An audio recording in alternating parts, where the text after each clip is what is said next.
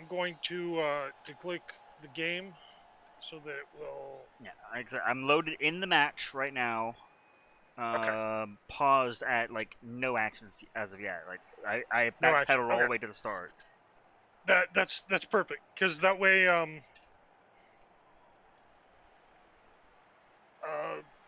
you can start it pretty much same time I say okay, and the kickoff or something like that because I'm going to do a quick little introduction as it's going through the load up Okay. and then actually let it pan through both of the teams. Um. And Now, to my knowledge, neither team had any inducements for this match. correct. Okay. Both of these teams started with And I don't even know their team values off head top. right. Both teams started at roughly 1,200. One team might be at like 1,190, but you're not going to do anything with 10,000. Okay. And of course, nobody has any starting money, so it's just team versus team. And I also note, just as a backup, I do have the primary stream channel is streaming. So far, isn't losing any frames, so hopefully that stays true. right, So you have a backup video in case something else weird happens. right. Well, this should work just fine. Because that was the whole reason I did it without any audio and tried to upload them and then watch the videos. Because right now I've got these videos on there, which is no commentary, and they loaded up just fine. I think what the issue was the other day when when I did it and Helmet was listening to me was I think I had forgotten in the background that I was uploading a video at the same time. Possibly. So I was uploading a video, streaming onto Twitch at the same time. So the stream quality just became crap when you're recording, uploading two different things. But anyway, here we go.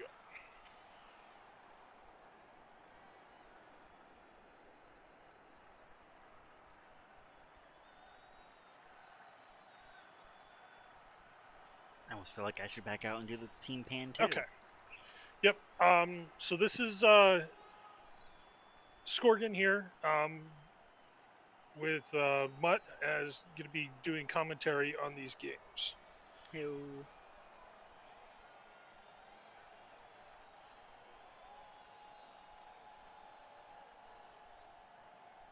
So the teams that we're going to be seeing in the first game here is Vigilant's Headbutts Reunited versus Jerra's An Arcane Mistake.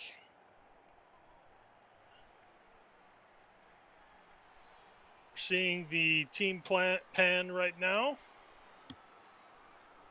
As you can see, the Headbutts are a combination of Rhetorians and Wood Elves. And Jerra is the only team in our league that chose not to go with a mixed team. He is straight Lizardman. Both teams are going to be starting at roughly 1,200 SPP. And we have the coin flip. Headbutts won. Yes, and chose to Headbutt receive. won and chose to receive. And here we go. So we've got the Lizard Men setting up on defense, which was a very fast setup.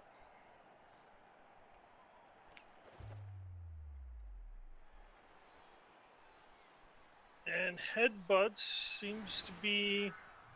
I would expect her to put her linemen on the line and kind of keep everyone back a little bit for the kickoff. She's going with a split line.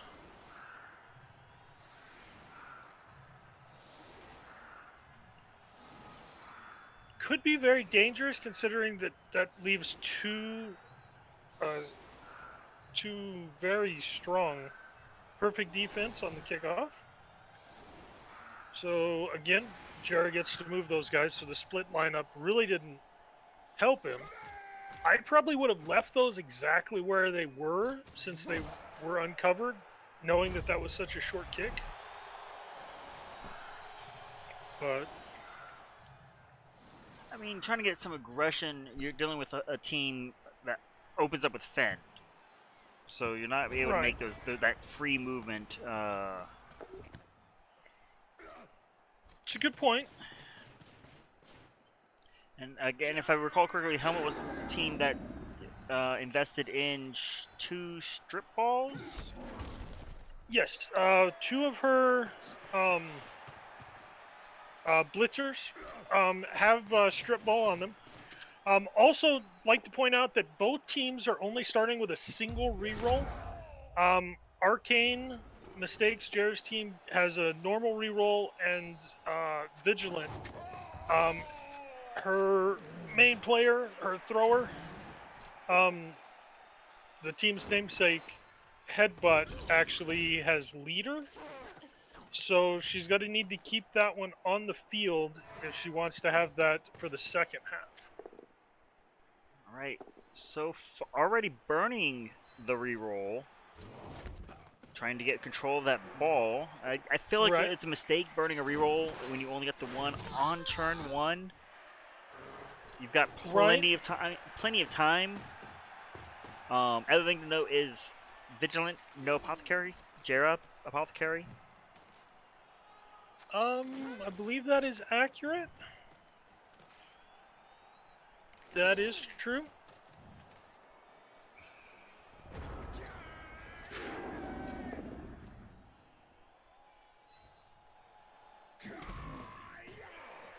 And here we get a very early surf, if Dauntless allows.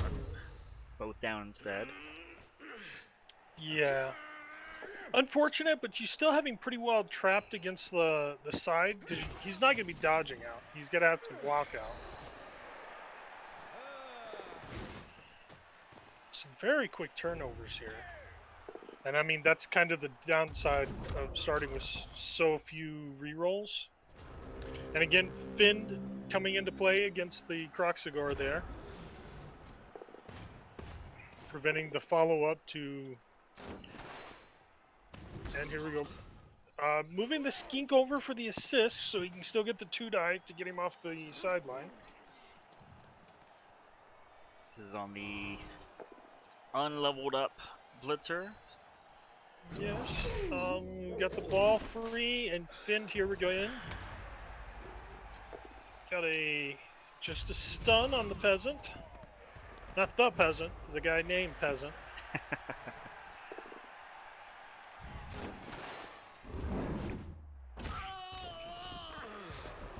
I do seem to be just a hair sliver behind you, but that's not an issue. And the Skink drops the ball. A Skink, without getting a sure hand Skink up there, I see he invested in sure feet on a Skink. Right. Instead of investing in sure we hands have for a a- ball carrier. Sorry to interrupt you there, but we have a interception by the Saurus there.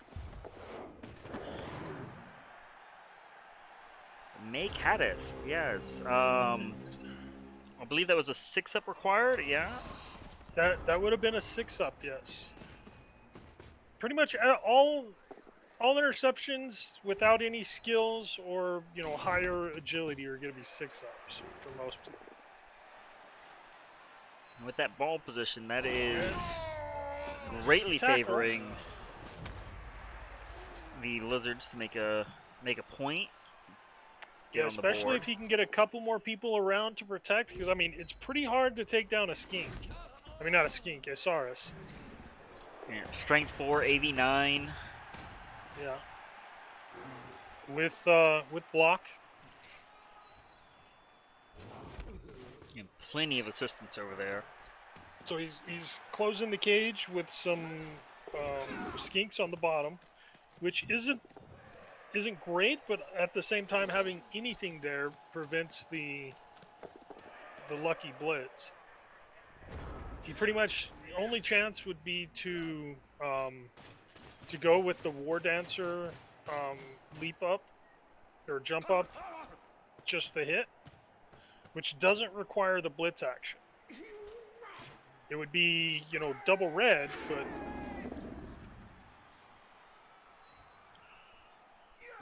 yeah, the lack of getting decent assists over there definitely hurts that.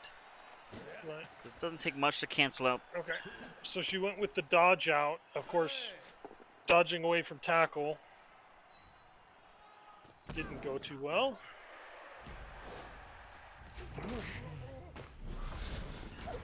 Not a great use of a character with leap. I know it's pretty much the same thing, but it gets you in a slightly better position, personally.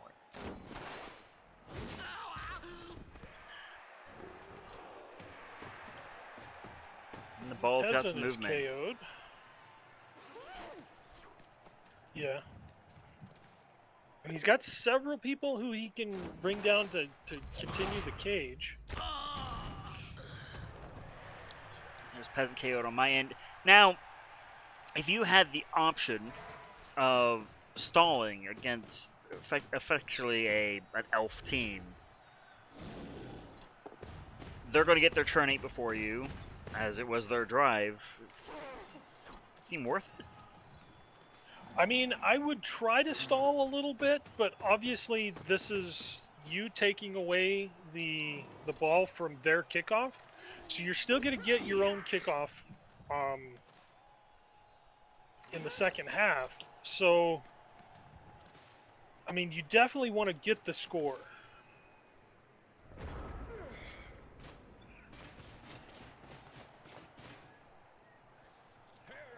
I'm not against just, you know, actually running it in, but if you could delay, I mean...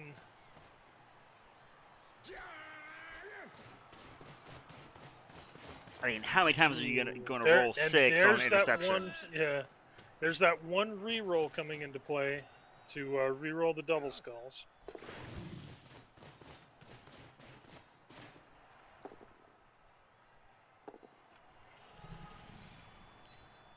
I would have liked that. I didn't like where she just stopped that War Dancer. If she had stopped him behind Key, that would have kind of given him to be able to cover what basically happens right here. Knock those two guys down, and he had the open path. If he was standing there, it would have at least been another block or blitz to get him down. But we have a score. All right, ops for the early score. Well, I say early, about, what is that, halfway through, turn 6? I think we're going to have 4 turns left for her to go ahead and grab. And of course, you know, Wood Elves on the team, so scoring fast is very possible. So Jerra's team remains effectively 2 players up, as a knockout from Peasant. Correct. Remains out. Kickoff. And he gets a reroll. Very deep kick. I think we should be synced now. Okay.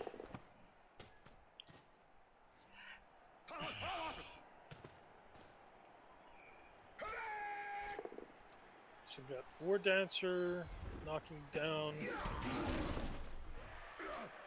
Darksbane. A 1 on the Dauntless, but fortunately the assist makes up for it.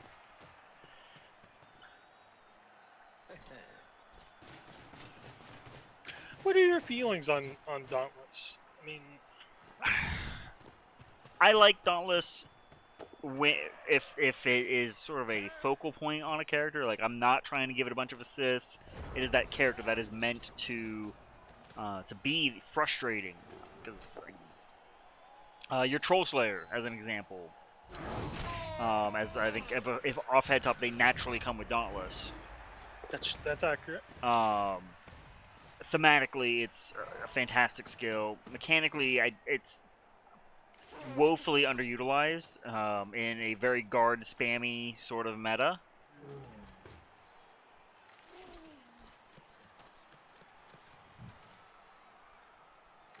Because why would you need Dauntless if you have plus 1,000 strength from your buddies being nearby? Right. See, I kind of see it feeding off of guard very, very nicely, because with Dauntless, if it triggers, and it should trigger, 5 out of 6 times. You match whatever strength is. So if you've got that guard next by or an assist, then you instantly have a 2-die block. And we have the safe throw going off here. Safe throw with the intercept attempted, but and didn't come through that time. Elf's doing elf shit. Just dodges out for a turn 7. Come on, screen, catch up to me here. Yeah, turn 7 score. Yep. And knockouts remain. At a turn 5. Okay. So yes, so Jerra does have 2 turns. With proper placement and a little luck, you can score with skinks in 2 turns. I mean, even better, you've got the skink that has the extra go for it via. True. Or not the extra go for it, but the extra reroll. Yeah. And this defensive setup here gives a lot of that is a lot of room space. for He gets another reroll, which 2 rerolls, 2 turns left for your half. That shallow kick is just, as a steely passer player myself, I love shallow kicks. Yes, I definitely do. Because if that had been a blitz, that ball's gone.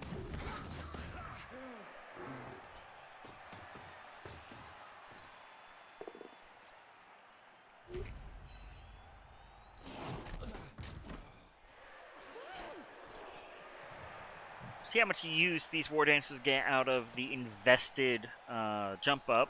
The sidestep is definitely helping. I avoided a surf back turn 6. Correct.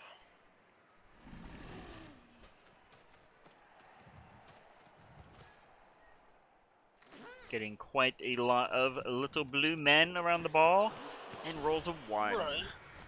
Here's the reroll. Double 1s.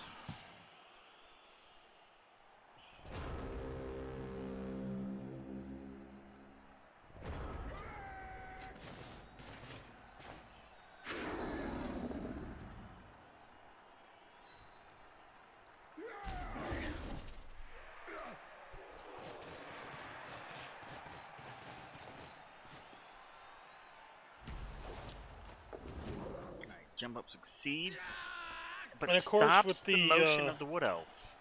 With it being turn 8 for both teams here, there's really no chance for a score other than a very long pass to Darksbane. Would have to be an incredibly lucky pass. At this point, you're just hoping for some removals. Hitting the Tantamount, securing the removal of the namesake headbutt. I believe that was no long-term effects injury. And we go into the half. Yes. Going into the half, 1-1. Get up here so we can get pause. As we come out of I will note, Peasant did come back from knockout status. Are you wanting to pause after the kickoff, or? Yeah, we'll pause momentarily here. I'm basically, as soon as they run out, first chance I get, I'm going to be pausing here. Okay. To give my feelings on the first half here.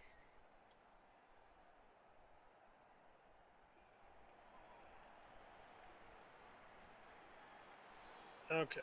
just pausing there. So overall, I kind of see both teams playing very well.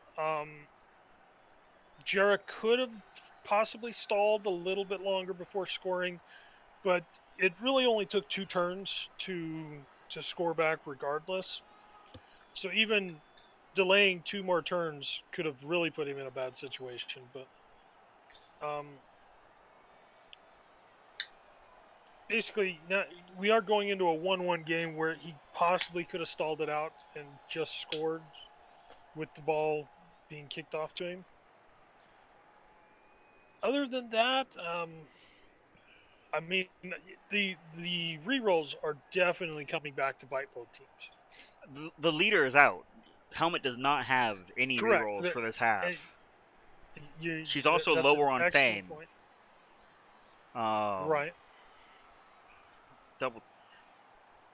I lost the track, but I believe, yeah, Jerrah invested in that one fan factor, and it's come up now twice on the initial kickoff and this one here. Mm-hmm. He has All right, so filled her stadium with his fans. I mean, that's the way it works sometimes. I'm also noticing that it hasn't come into play yet, but Jared does have a 12th man with an extra skink. Yes. That so if he does wind up losing his skink here, he does have a backup, so he could play a little bit more risky with the skinks in the second half here. Should be fouling every now and then, something to make use of it. Yeah, I would love to see some fouls here in the second half. But we're going to go ahead and start the second half here. All right. Because I'm a little ahead of you, I believe. Once they hit the kickoff little pop-up, yes, I'll hold it there to sync up. So just let me know when you see kickoff. Right. We're still moving players right now. Jerrah is setting up. Here's kickoff on my end. We get Dorada Wolfsbane with an injury via throw rock to start the second half. I believe that is. Okay, there's the kickoff for me. Throw a rock, skipping that, and starting up. Now that is one of his stars is a stun on that right wing. It's a great boon. Find helping. Yes. I was about to make the comment that I didn't really like the four linemen up there, but I mean it turned out to be okay because of the. And that is her other thrower removed. Yes. So both throwers are now injured for the rest of the game. And the skinks are failing to pick up the ball again. Double ones. With the reroll. I strongly feel that Sure Feet was a poor choice in this coach's recruitment phase. I mean, I definitely would have lost the one fan factor and upgraded that, because the general would have cost him 30 instead of 20 since they don't have general access. But I definitely would have liked one player that has higher chances of picking up the ball. I mean, it wouldn't have changed all of these really, because they were, I mean, ones are ones. Ones are ones, but he still had the reroll. You get the free reroll with the sure hands. Yeah. So already heavy commitment by Coach Vigilant. Her entire team. All commitment. To be fair, she is down now, effective 3, down 2 on the field at the moment. Right.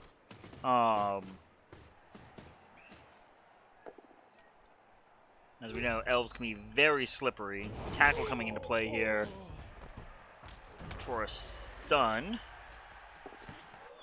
Yes.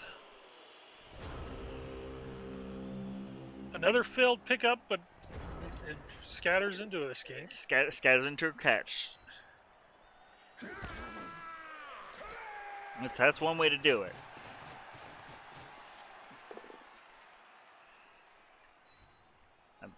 Is this one of her strip balls? This is one of the strip balls. This is strip ball here. Not the greatest of bounce. But definitely getting very scrummy here in the middle. Or not the, excuse me, over on the end zone. Yeah. Very dangerous here for the Lizard. Because, I mean, it's right there to be just picked up and scored.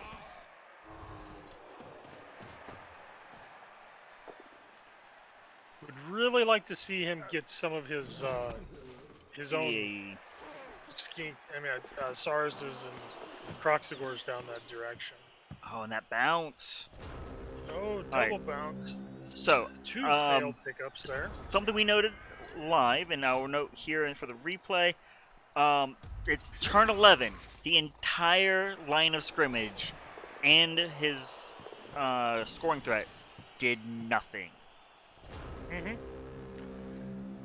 Yes, all of his skinks, I mean his Sarses, with the exception of one, are downfield and just standing on the. He does finally knock down the last lineman,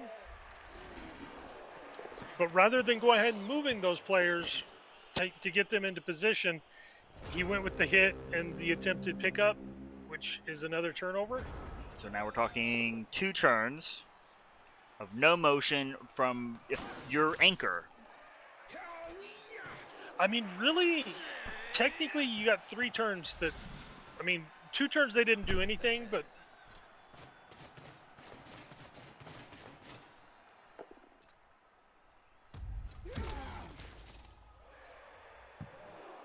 Now we get the jump up, dodge out, a grab.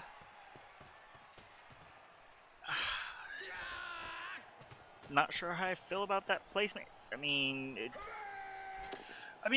you had the potential to get a little bit of a cage there.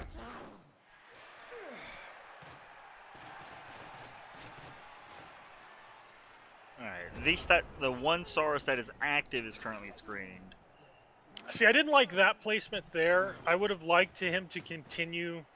One more over? Just a little bit more. Well, he's 1 over now. But then again, the blitz here I thought was used wrong. I would have liked him to use one of his Sarses off the line to blitz up into the line peasant.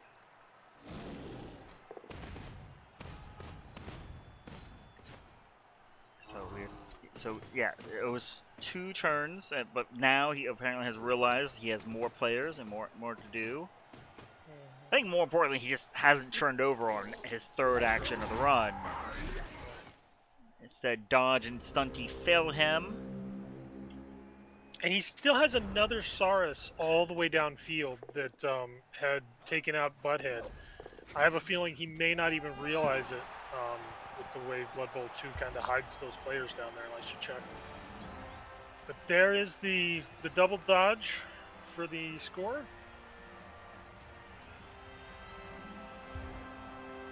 So both throwers out. The knockout stays out. Still no significant armor breaks on the way of the elves, which, I mean, shock.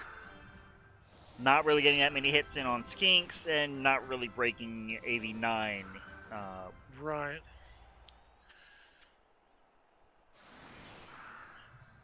How do you feel about the Magic Dome Stadium? I think it works really well for passing teams.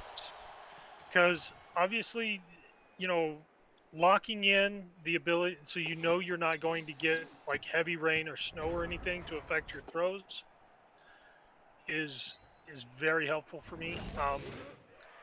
And I even like it a little bit on teams that have a lot of AV7 because the scorching heat, when it comes into play, everybody on the team has to take an injury roll. Speaking of, we get a stun on Pleb. Yes, we do.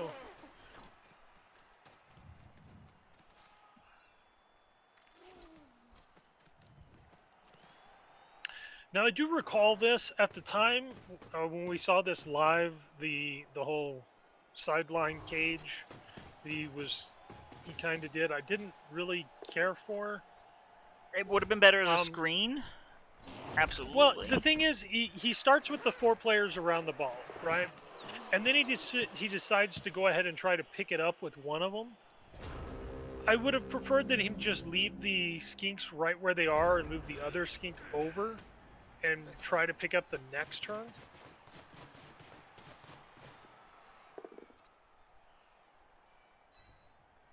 Here we get the first ball scattered.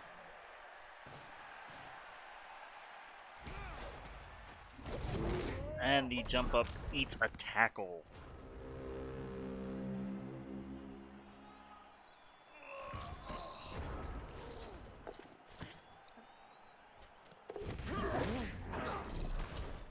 Okay. Just a hair behind you, but not much on the replay. Because there was the stunty dodge that just got knocked down for me. A little greedy on the part of Mikadeth. A little bit. But again, already up a score, turn 15. At this point, even what she did there, just literally moving the ball deeper into his side of the field, makes a big difference, because this right here was his only play, was to get that pass. Again, I know Jerra was very tilted with the fact that his skinks refused to pick up the ball this whole game for him. But the ability to just kind of pick up the ball, move a little bit closer to potentially get a short pass would have increased the odds, but still. Okay, so the only armor break to happen against an arcane mistake the entire game was the thrown rock at the start of half. Correct. To get the to knock that Saurus down. That is true. And we've got one of his skinks that got the MVP, so he's 1 SP away. And same thing, one of the blitzers, Sun, got MVP, putting him just 5 points away. Overall, I really liked the interception for their. I think that was one of the highlights of the game. It definitely gave the lizard more of a chance than the skinks did. Mm-hmm. I'm looking at the die rolls here for just checking to see, like, his pickups were 25% for the game. Successful pickups and 9 failures. But was 100% successful on all his boneheads. I was going to say, he did make 11 rolls for that. Didn't fail a single one. Mm-hmm.